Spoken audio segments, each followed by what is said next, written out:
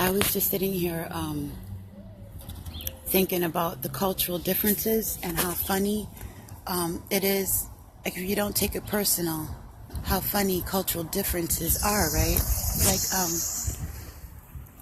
Like I used to love, I love Woody Allen, and I was thinking about how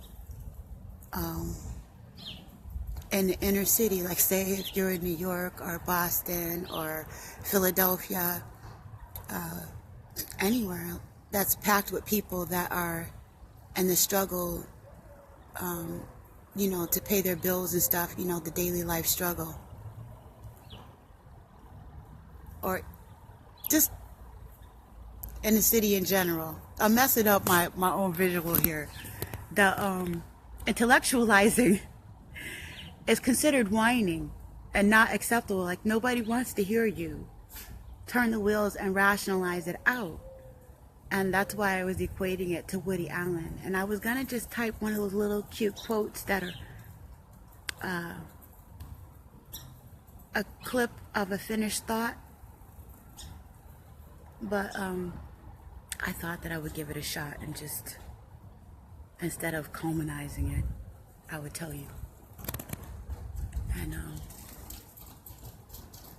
yeah, intellectualizing is not acceptable within many cultures. They don't want to hear you spin your wheels and think and sort it out. But some of us do like Woody Allen movies, or there would have been no Woody Allen. Like I like to listen to people spin their wheels trying to figure stuff out, because we are funny.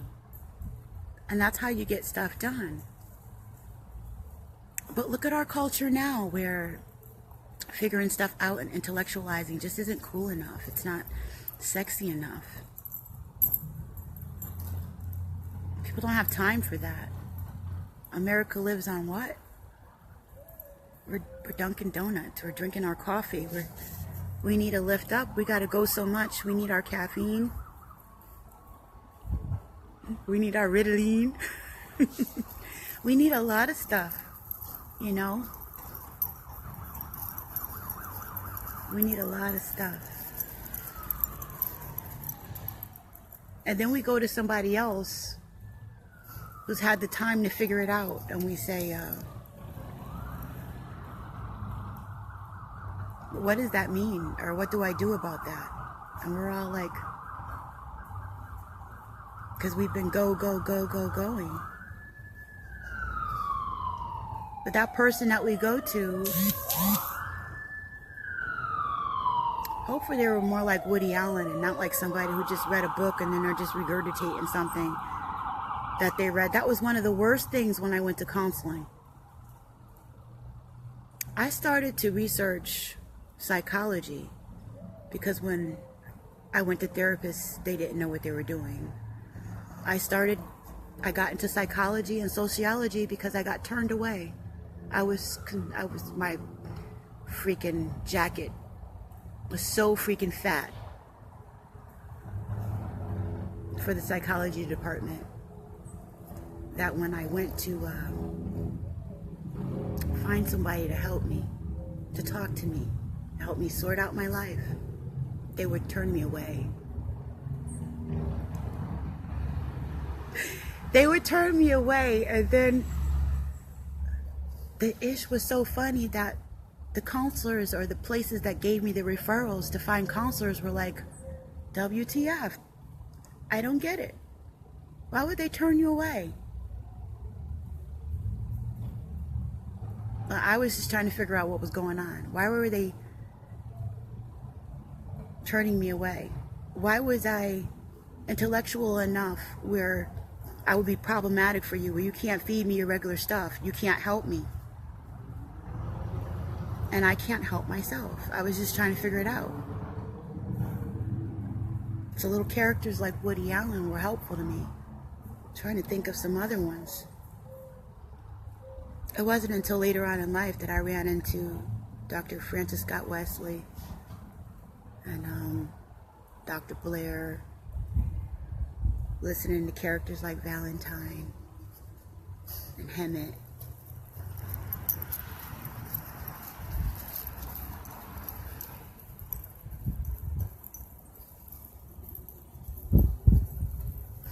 and 7, and Dan Winters, Santos Bonacci. Characters. Minister Inky.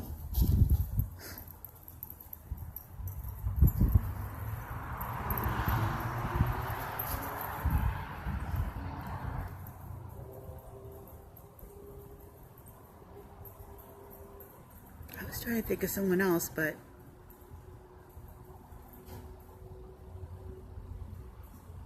anyway. Yeah, so taking the time to slow down, to even care enough about our own thoughts, to even care about enough about my own freaking solution. I had to care about myself enough to go dig for myself, because they just weren't going to do it. What I needed was not there.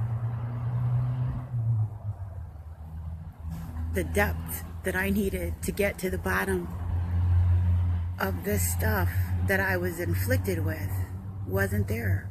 Those people that were looking at me, telling me they were supposed to be the helpers, but they couldn't look me in my eye and didn't have the depth. They didn't have the depth to be able to help me. And now I know why. Like, water is wet, like spirit is spirit, you know? The seed is the seed, and I was always a person that wanted to do better, that wanted to be the medicine, that was analyzing stuff, that was about spirit. And I've done a lot of things wrong, but I was usually one of those weird people that would tell on myself, and I couldn't figure that out either. But it's just, you know, there's different kinds of people in the world.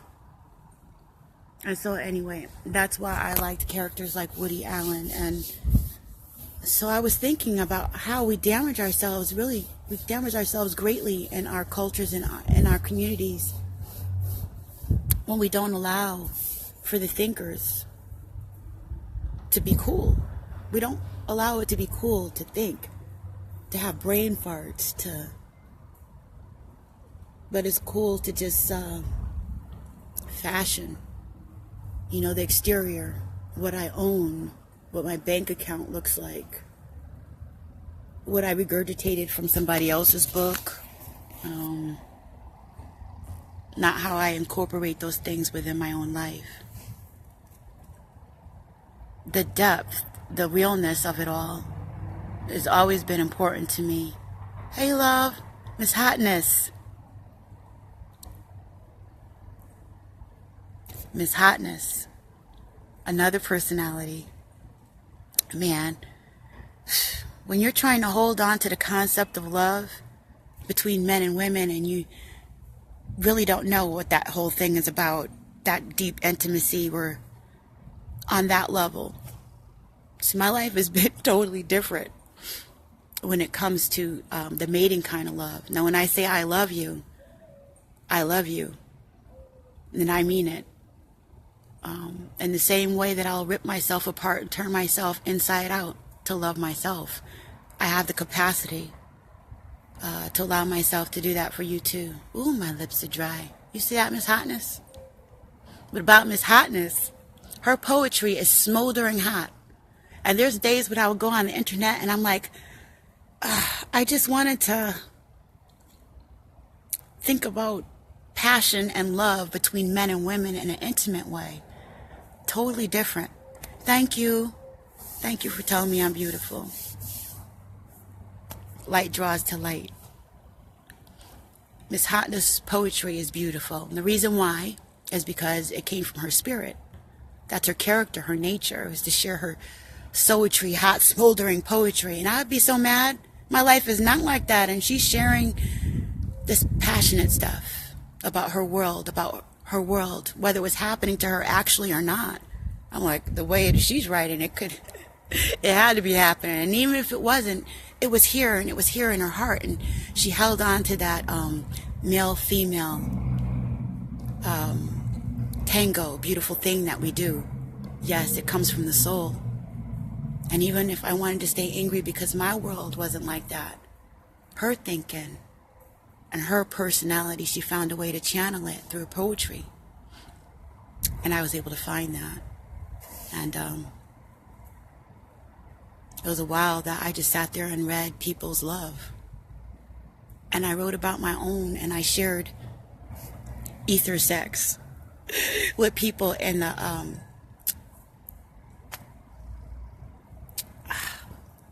hot ink, right? Off the top of my head. You guys got fresh ink. Anyway. What's the name of that group, Angel? I have too many things in my head. Fire ink. Yes, how could I? It's fire. Every day we would write poetry to each other, and we would say, only if it was worthy, that's fire. And I learned to brush up on my poetry and to get more in touch with that part of myself. And I learned to admit that I wanted that I had that part of self, and be able to channel it in a different way. I know she's hardly there anymore. She's on the grind. America lives on what? We're dunking those donuts. We're trying to get it done, whatever it may be. Leroy, much love, brother. Yeah. Oh no. Sorry to hear about your loss. September brings that. Yeah. You know. But that fire, you know, and the things that we share with each other, allowing the capacity for other thought and other personalities is what heals us as a culture, as a society, as an individual, to allow the depths of someone else's real to be in. Not about what they have, what they look like. Can they look you in the eye and really give you something that they know about, that comes from a real place? And that's where the medicine comes from. And I suppose that's why I used to love watching Woody Allen movies, even though it was make-believe. It was so pesty. Always, you know, hamster on a wheel. But he was a funny hamster on a wheel. And during this time of awakening, of enlightenment, you know, we really need our sense of humor and our different personalities. We really need each other.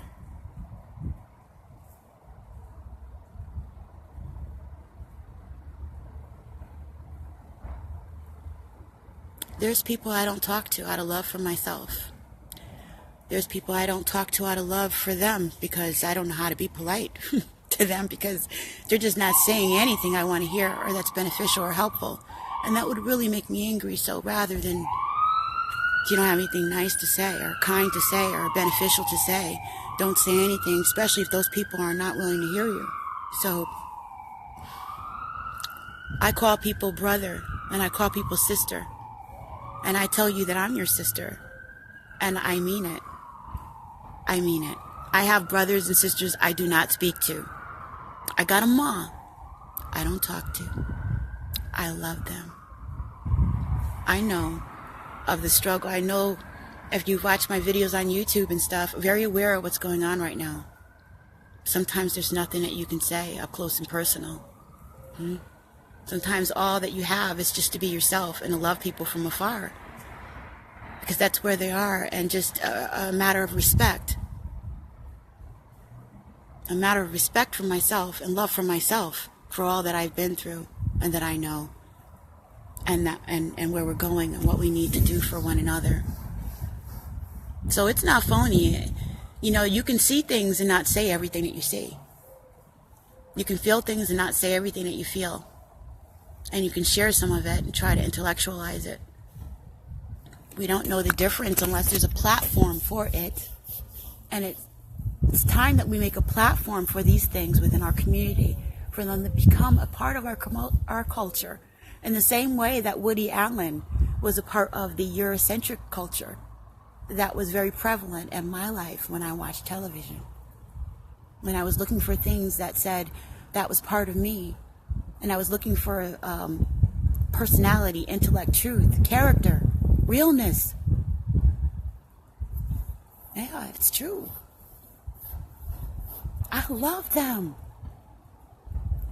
And I love you. I love the idea of you. I love the idea of me when I can push certain things out of the way. how I'm so much better sometimes than others, or so much better sometimes with people than with others, and how I recognize that in you too.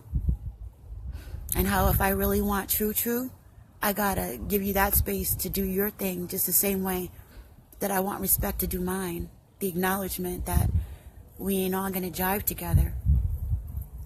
I love my brother and my sisters. I truly am still trying to find a way to communicate my love. And the best way I can do that, I was told, I've learned, is to love myself. You see me doing me, and you see me loving me, and you see that I am true to me. And if you want to meet on that road later on with any love, then there you are, because all is self, right? Lucky this is the age of technology where we do have the playback at times. And then there's times when we do need to slow down and just sit and